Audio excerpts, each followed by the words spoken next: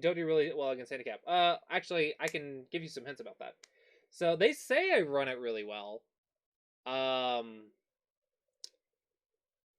I don't know. I don't really have anything to compare it to.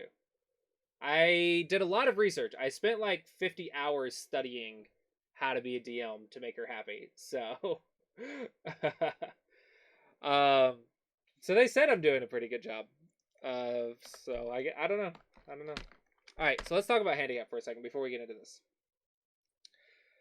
So there's a difference between low handicap and high handicap, right? And let me get water so I don't like die talking. There's a difference between low handicap and high handicap. Low handicap, both players should play like it's an even game. Because low handicap, it's still the same type of game. It's just black is expected to make a mistake or play a slow move that white can take advantage of. Um, and that will make up the difference. And the handicap is there to say, like, let's say it's 3 stones. Well, black can mess up 3 times and still be a close game, right? Um, High handicap, your opponent just attacks. So if you've ever played those types of players that don't know how to play big moves and don't know how to defend, but they're really good at attacking, that is high handicap. If you are struggling with defense or counterattacking, that is a good way to get quick practice. Is play someone like 7 or 8 ranks stronger than you, maybe not like 15 ranks stronger than you, but someone with like 9 ranks, 10 ranks stronger than you, and play with a high handicap. And this is actually kind of tricky because some people have no idea how to play against handicap. So if the person just only attacks you and never defends,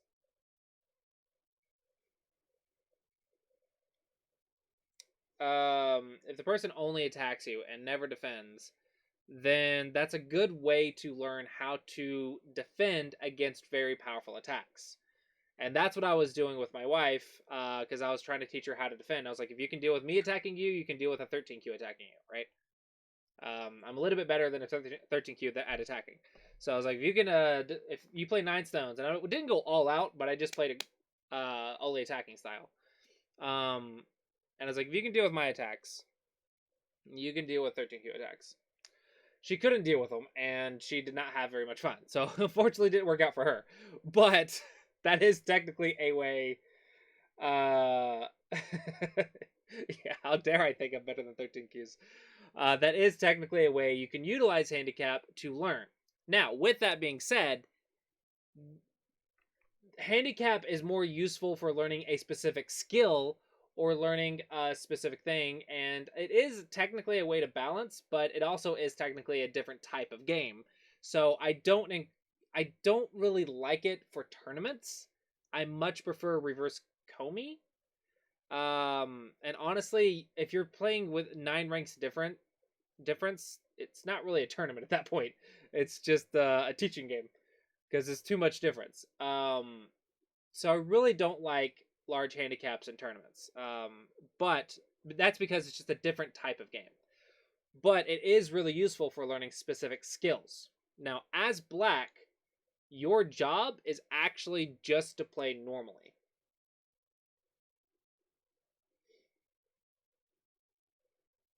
What is the difference between 1 dan and 9 dan? Okay, well, first off, did I kind of do you understand kind of like how the handicap works or how white's supposed to play? Because if you can understand that, then you can understand how black's supposed to play, which is just play the basics: defend your weak groups, surround your opponent's weak groups, and then play a big move. That's all handicap is. It's just more star point shapes than anything else. The confusing part is your opponents are going to try to play non-conventional attacks, and you just have to learn how to deal with them. It's just a different. It's just focusing on one category of the game instead of.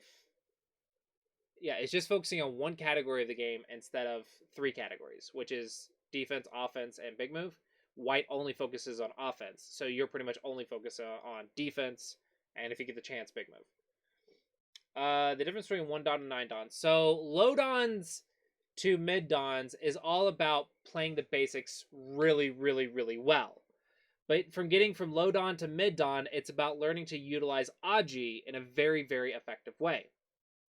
To getting from mid dan to 7 dan is learning how to add on fighting reading. So basically the exact opposite of the basics is nothing but reading and hardcore reading, and then balancing that with the basics. That is how you get to 7 dan, and you do that really well. Basically, you learn how to read insanely well. 7 dan to 9 dan is taking that to the extreme. Okay, mastering your basics and reading to the extreme and having very good accuracy.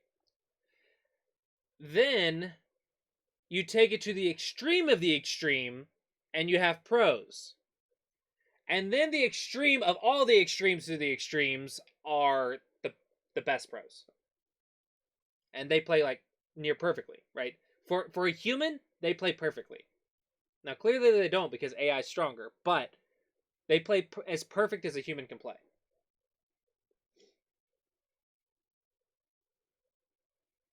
No. You can get to you can get to mid dan with fighting. There's two ways to mid dan. Okay, I've said this before, but there's actually two types of mid dans.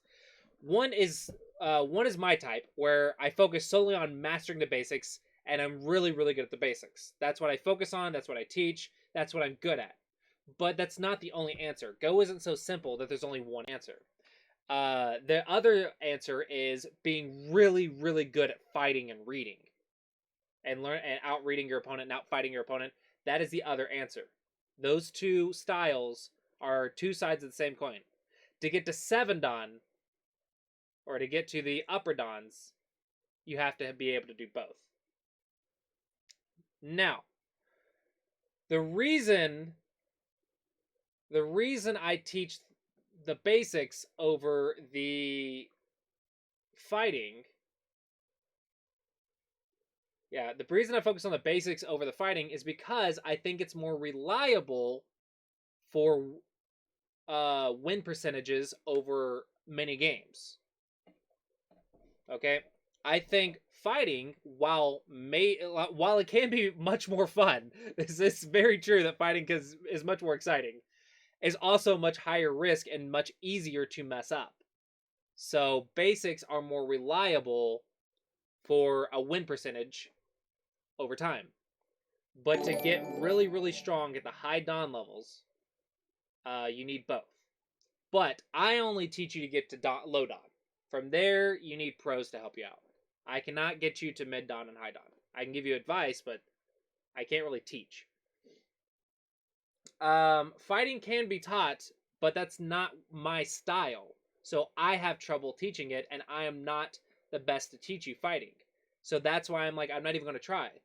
I might teach you fighting wrong. I'm going to always revert back to the basics because that's what I'm good at. I'm still learning how to fight at like a dan level, right? I'm adding on that deep reading and that fighting and shape and stuff. I'm really good at the basics. That's what I teach. Yeah.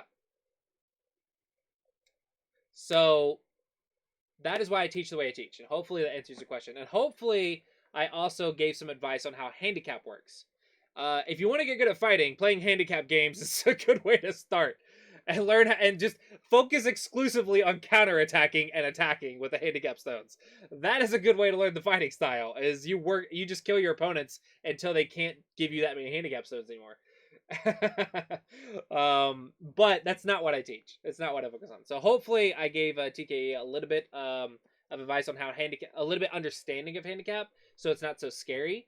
But the idea is, where am I weak? Where's my opponent weak? Where's the big move? And you just do that with extra strength. So your opponent's going to try to confuse you. Just stick to the basics, and it should be manageable. Now, with this game, there's a slight thing that I'm worried that I'm going to see. Because it's such a large difference, I'm worried you're going to be messing up multiple basics, and I really don't encourage you to learn multiple basics at the same time. Just learn one at a time, get good, learn the next one, get good, learn the next one.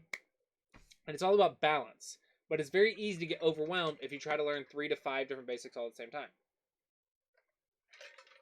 So the basics I want you to know at 16Q is how to defend with making bases, watching your cutting points, and getting to the big moves without over defending.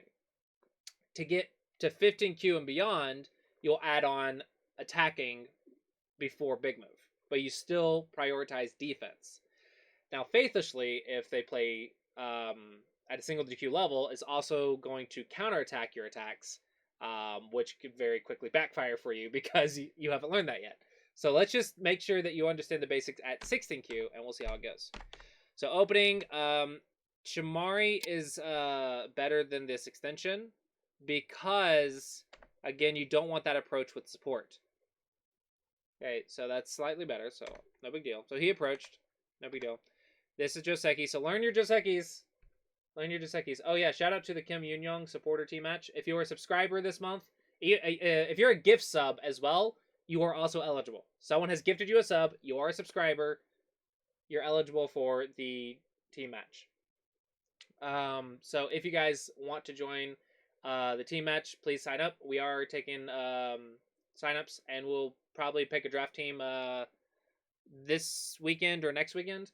And I'm giving out I'll give out lessons to those who win their games if they get selected. So if you sign up and you get picked for the team, and you win your game, you get a lesson. And also, Yoon Young is asking me to push for Dawn players and low single digit Qs. I can't give you lessons for if you're that strong, but she has a lot of Dawn players and single digit Qs in hers, so she is asking if the Dawn players or single digit Qs want to sign up, to encourage them to sign up as well, because her viewers are a little bit stronger than my viewers.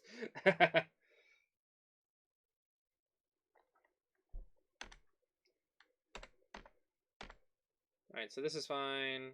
You could consider low since fourth line goes down third line, but this is also fine. It's not the big of a deal.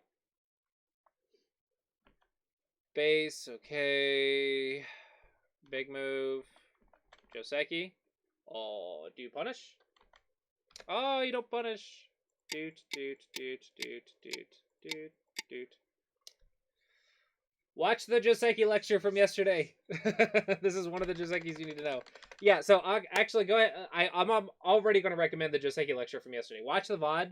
It's not on YouTube yet, but watch the VOD from yesterday. At the end of the VOD, the last like hour or 30 minutes or so, I went over some Josekis that you should know at double digit Q. So yeah, that could be helpful for you. Just learning some Josekis. Oh man, I'm really surprised White is playing this Joseki. Maybe he's playing a teaching game.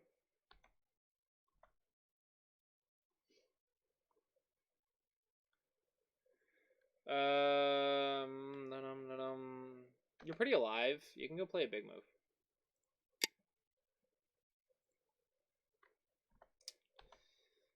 Nice. This one is... So this one's not one of our basic Josekis, but the response is just Hane, take the tiger's mouth, fix the cutting point. That's the simple response.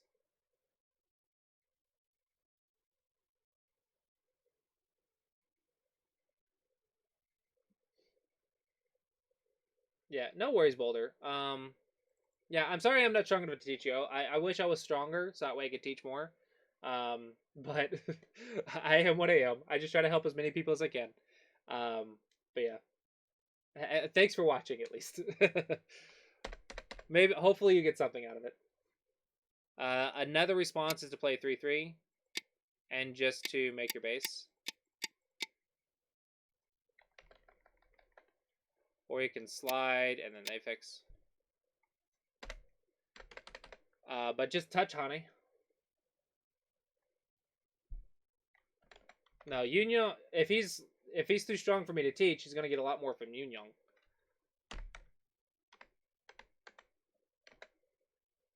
Make your base. Bases are on third line. Why are we on the second line?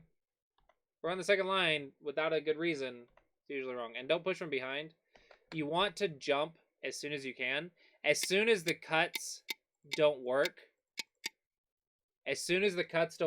you jump.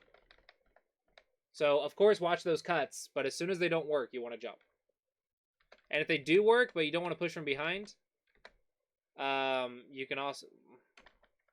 If we assume that the pushing from behind is bad and we can't jump, there's also the slide. There's also a shape. Ah, gotcha. I'm 1 Dawn OGS. I feel so weak, man. I was 5 Dawn, 4 Dawn everywhere, and then OGS is like, nope, 1 Dawn. I'm probably like 1 Dawn on KGS too. I don't know. I haven't played on KGS in many years.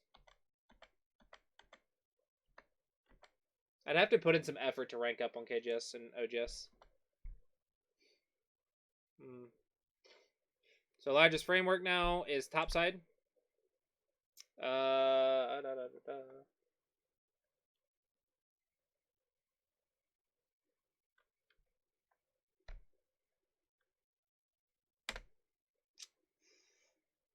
Yeah. Line of influence.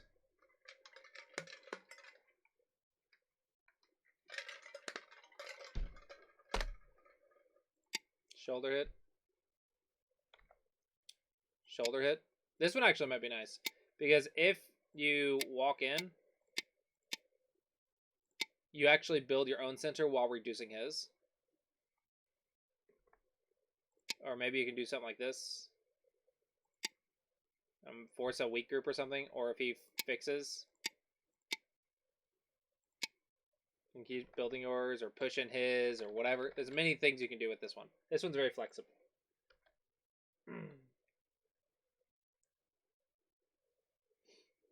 Yeah.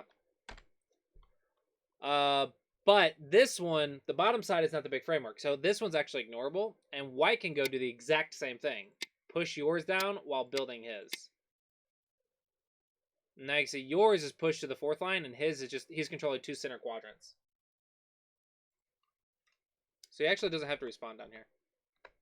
Just fix your cutting point.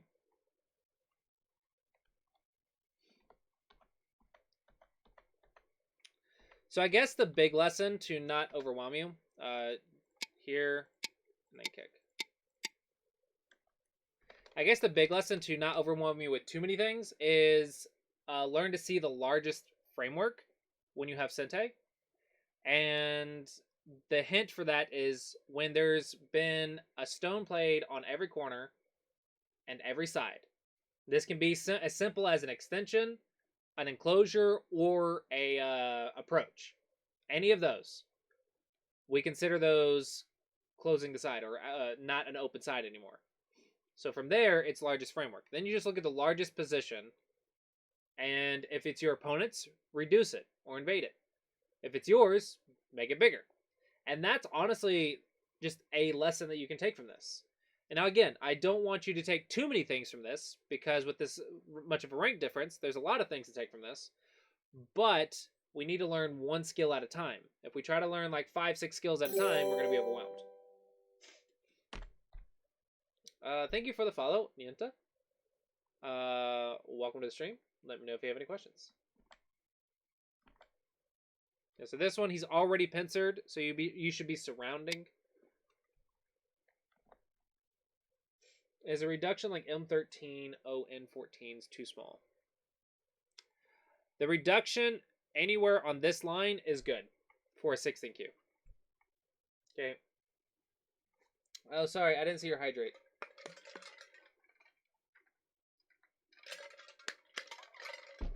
I didn't see a hydrate. So anywhere on that line is good. That's the line of the influence. Pushing that line down is a good reduction. That's where you want to play.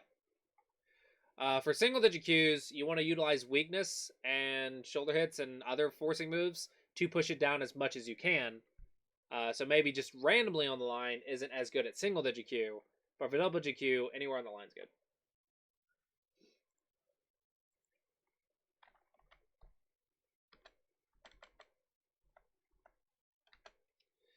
Yeah, white is just tricking you.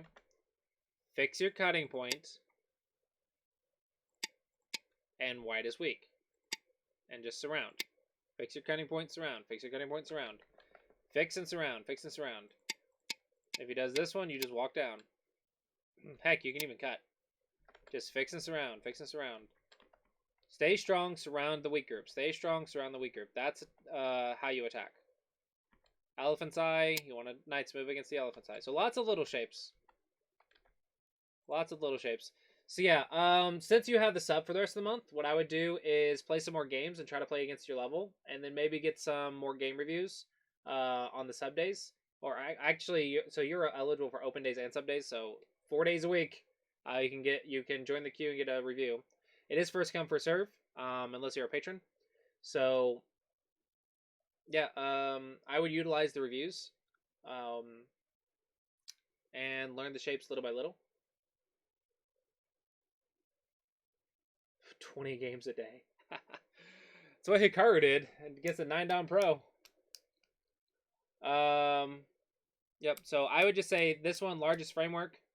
Once you get that down, and also a lot of little shapes. There's a lot of little shapes this game. So more game reviews, largest framework, and then slowly add on attacking to get past 15Q. Okay. So hopefully you enjoyed, or you found that game review helpful. Next. Jesserac.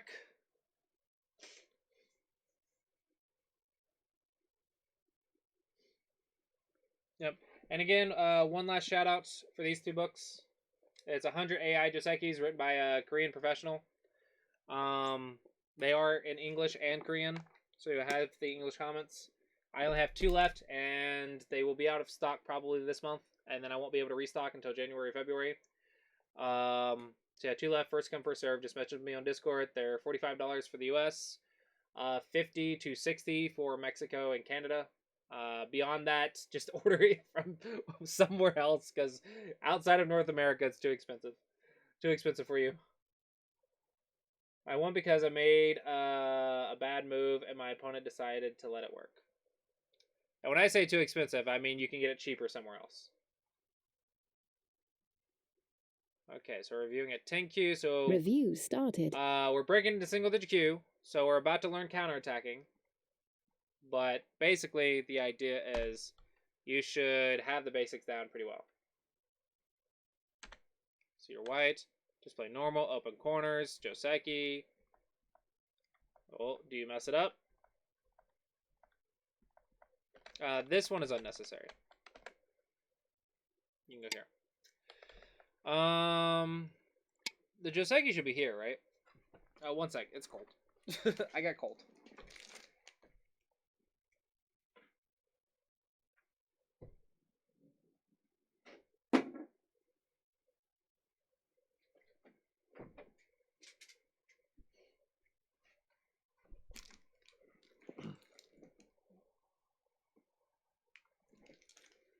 Okay, so the Joseki's here, right?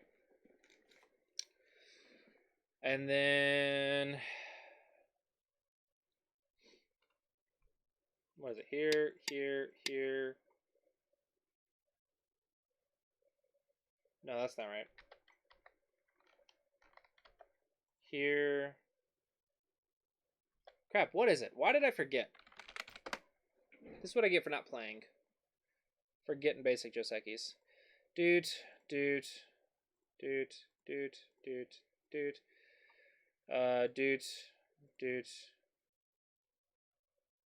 Yeah, yours is a pattern. Oh, whites can do something. So white misplayed. So it is cut on the outside, and then turn, and then Atari. Okay, so I was right. Why did it look wrong?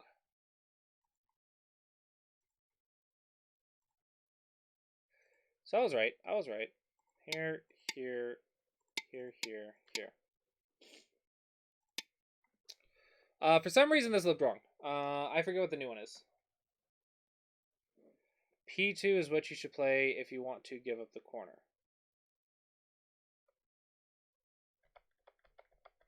Yeah, so this one's right. So the one for double digit Qs that I recommend is this one, right? This is the simple one. It's not the best one, but It's the simple one. So yours is a Joseki. This move is wrong. This push should be a thank you move, so I just make your base. So it looks like it's okay.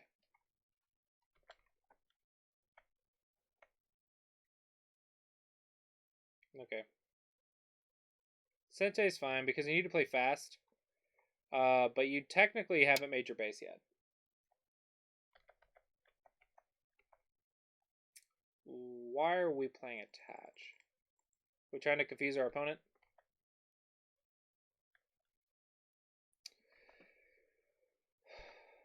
Ko? No, we have to Ko here, right? We have to start a Ko here.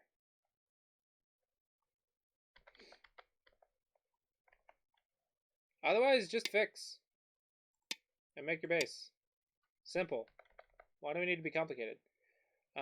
If you really want this, then you can do that. But why?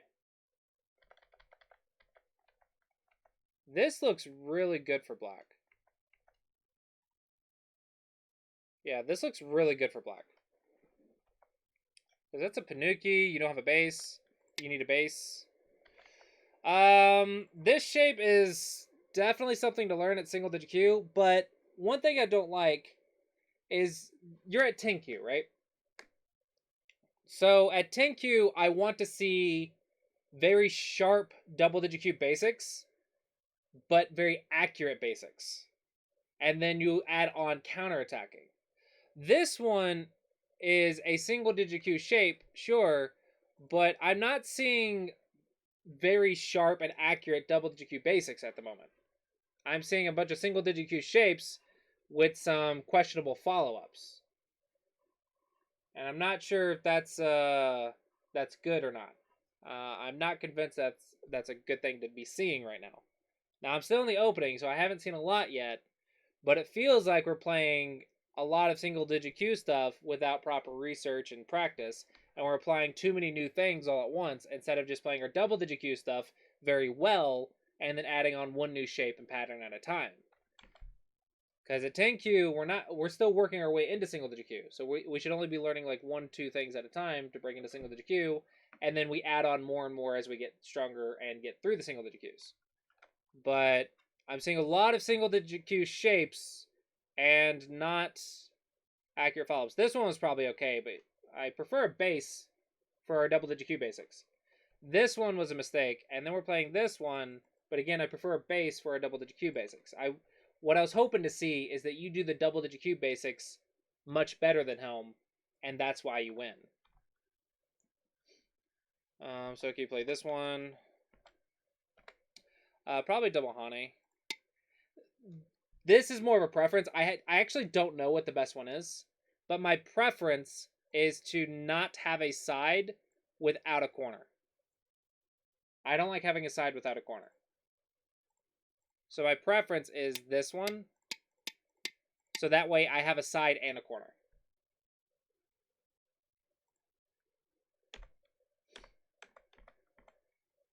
Okay, there's a target.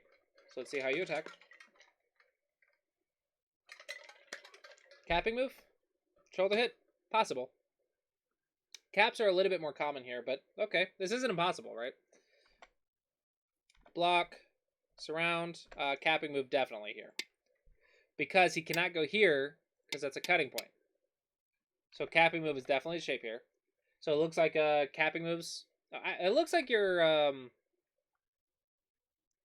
not you're not doing the basics very accurately. You're adding on higher level stuff, but you haven't like mastered all of the basics yet. So maybe just stick to the double digit Q basics and then slowly add on counterattacking and just really fine tune your game. Because you can get to single digit Q with just double digit Q basics and just doing it accurately every single turn. Okay, keeping them cut, very nice. Watch your cutting points, very nice. And then surround. This should be the surround, right? Just surround. I mean, technically this is the same thing. Just less liberties. No. Cut. Cut. Surround the weak group. Surround the weak group. Yeah, a shoulder hit, again, is one of those moves that, like, yes, it works, but our double-digit Q shape is just a cap and cap, right? Or cap, defend, and then cap. Like, our surrounding shape of double-digit Q is capping moves. So I would prefer to see these with the accurate follow-ups. But you're playing a shoulder hit, which is, again, a good move. I mean, it is a good move. It's just not the normal double-digit Q shapes. It's more of a touchy shape, which leads to more reading heavy stuff, which can work against a weaker opponent. It can be very powerful to confuse the opponent because your reading should be better than theirs. So it's not like you're doing bad moves. It's just not what I was hoping to see. So again, good follow up, but here, yeah, you're not doing the capping moves. So here is very important. Keeping your opponent cut and surrounded is the basics here. Yeah, well, as I recall, you've always been too clever for your own good. Yeah, you've always been too clever for your own good. But yeah, cutting your opponent off, cutting their escape routes off is much better. Okay, so this is good. Panuki. This one works. Yeah, this one works. Block. I like it.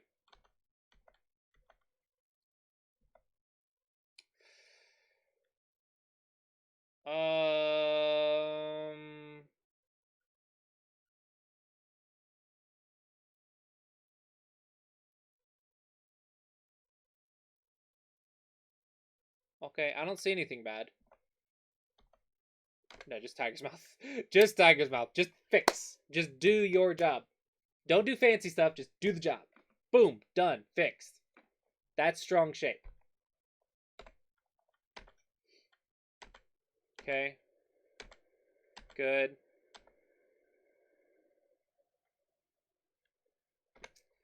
Just do the job.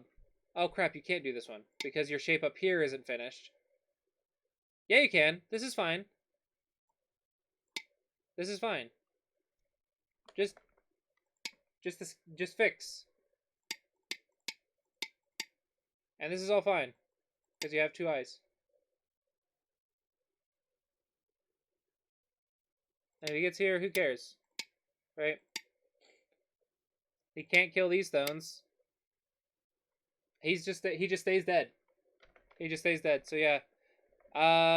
Trying to do too much. Just fix. Just fix. Just fix. Nobi.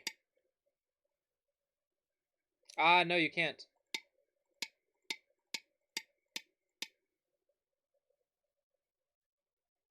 Oh, the ladder works for you. Ladder works for you, so you're good. You can do it. Yeah, that's a ko. Actually, this is still okay. You're still okay. You just double Atari. He takes, you double Atari. He takes, you fix. He tries to cut you, you make life. So he's probably going to try to do this over here first.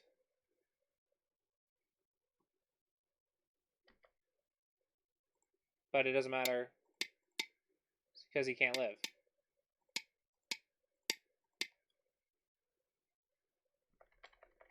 Yeah. It is. Well, that's because you kept playing bad shape, right? Technically,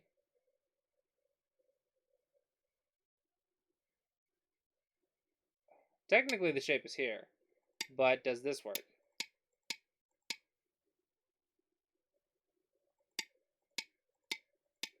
Yeah. So you just fix. And when you plays this, yeah, it's bad shape.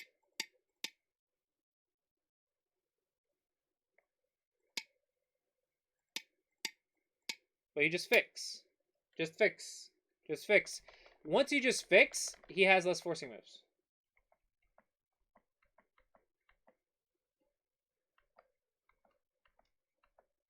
But yeah, you kept making it worse. That is not Sente. That is not Sente.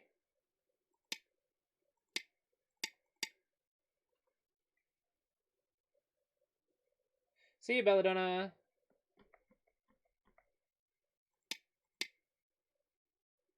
It is Sente. I am absolutely wrong. Ah, this shape right here. Okay, just fix. Just fix.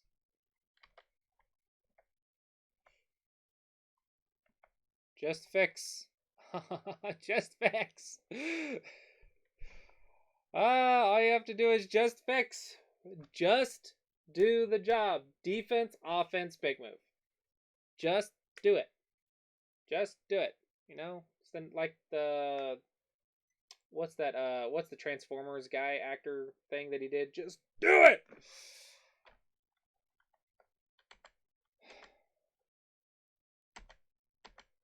That's greedy. Yeah, he just connects. Super easy connection. You can also just connect like that.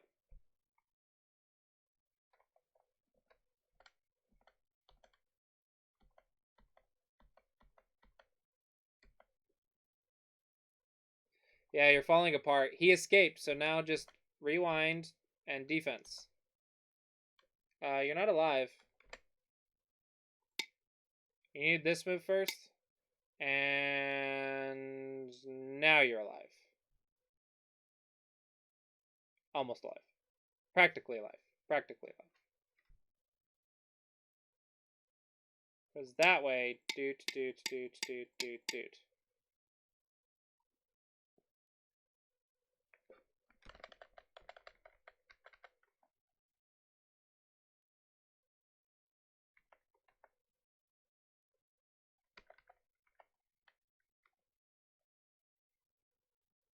Yeah. The only problem is, what do you do against this peep?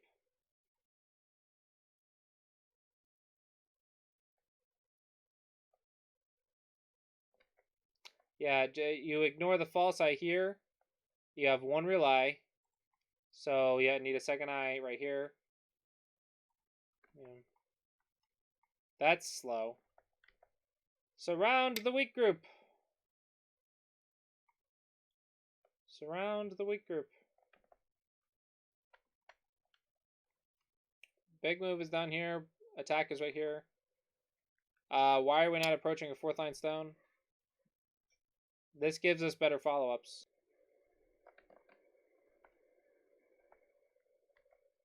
If they don't play the right move, then you get this attachment. This is more of a single digit Q idea, attaching to the Knight's move right here, but this is another way to live pretty easily. Why take right here? You have Miai to connect, so I don't understand the timing of this move or what this does. Okay, that's fine. Take once is fine. Good. Good. Second line is not important. Attack him. Weak groups first. Your left side is alive in one move. Or you connect. So, or like here. So it's actually Miai life. So you're actually alive. Because this one's two eyes. Actually. No, it's not. But you still have a connection here and a connection here. So even with the one eye, you still have Miai connection. So to me, it's like I have so many ways to live. So many ways to live. And even here, even if he cuts right here, and he gets this move,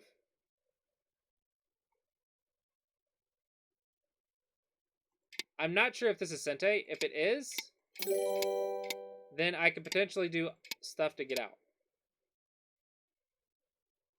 Like, I'm not even convinced he can cut. Like, I have to read a little bit more, but there's so many questions. There's so many ways for you to not die there. So I'm not worried about it. This is all small. We're not attacking. We're not building area. We're already alive. Big move. Or, sorry, attack or big move. Yeah, I think more life and death. You have to read the eyes so that way you can Tanuki. I think once your plan failed, you started really freaking out about your eyes and stuff and wasn't able to see the board clearly anymore. Because it looks like after this black group lived, you're not seeing the board clearly.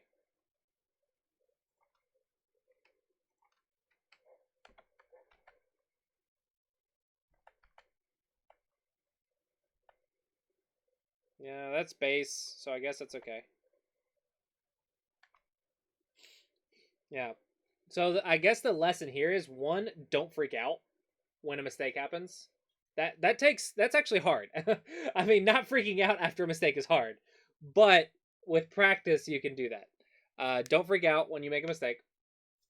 And two, read the eyes so you can Tanuki. Tanukis are huge, especially after a mistake. You want to get to the next big moves as soon as you can. You just want to fix and go somewhere else because you're not going to make anything in that area. You made a mistake and destroyed everything you were working for. So just fix and leave. Just fix and move on. So I guess that's kind of the lesson here is you made a mistake. Just read your eyes and go play the next big move. Hello, Diligent. But yeah, you kind of you're not seeing you're not really seeing the board clearly. You're not seeing the eyes, and you're not Tanuking as often as you should. You're missing several chances to Tanuki. This one doesn't do much. Honestly, this move looks really nice because he's surrounded. This move looks really nice because he's surrounded. So yeah, you're not seeing the weak groups.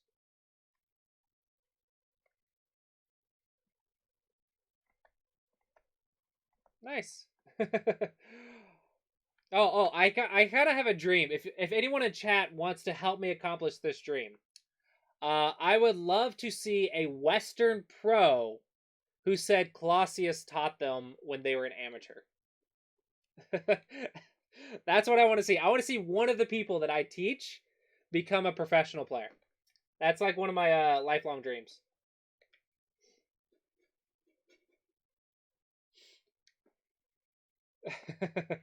So if any of you guys become a pro and I helped you at least get to the Don level and then you got a professional lesson to get you to pro, and you name me as one of the teachers that help you get pro, I just retire, right?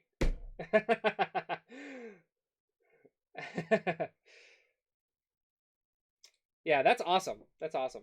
I'm very happy I'm able to help you out. So yeah, thanks so much. Hopefully I've done a lot for your Go career. That is my mission. That is my goal. Create more Go players, which I haven't done much lately, but and help the Go community become, understand Go better and become stronger Go players. Those are my two things that I do.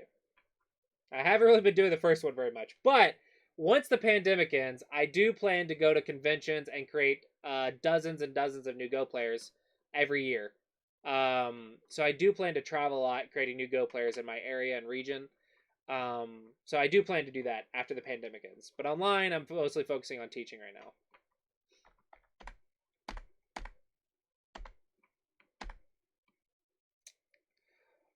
Yeah, I don't know if there's much else to this game.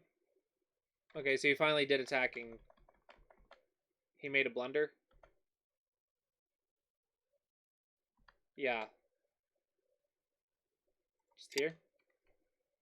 Because this is not a Tsuji.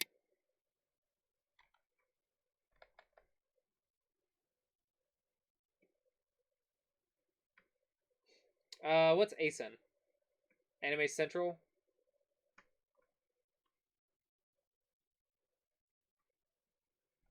Yeah.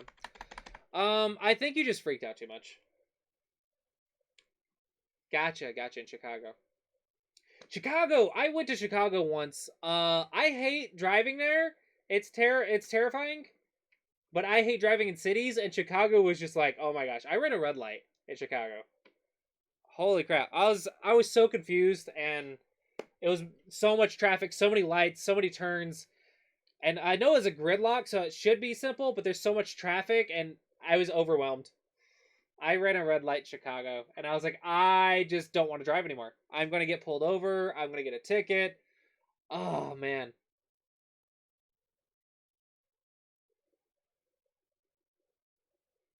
you should yeah, you should drive in Tennessee. Oh my gosh, I think someone's rude when they pass me 5 miles an hour over the speed limit or ride my butt on the interstate. And I'm like, no, or turn off your high beams, stuff like that. And big cities, they'll cut you off, man. And I just freak out. And I'm like, I'm gonna have an accident. They're gonna hit me. Blah blah blah. We're all gonna die. That's how it feels in cities for me. I can't drive in cities. I hate driving out of state. Driving big cities. Driving terrifies me.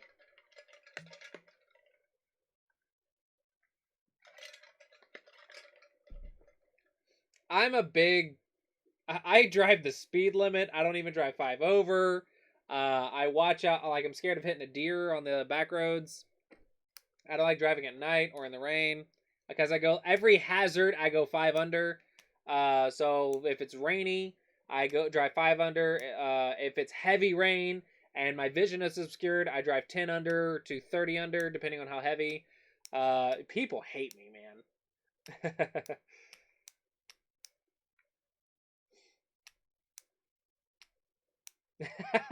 That sounds about right. How do you add a game to the queue? It's sub only today. The open reviews for everyone in chat was yesterday. But it's the join command, and it's first come first serve.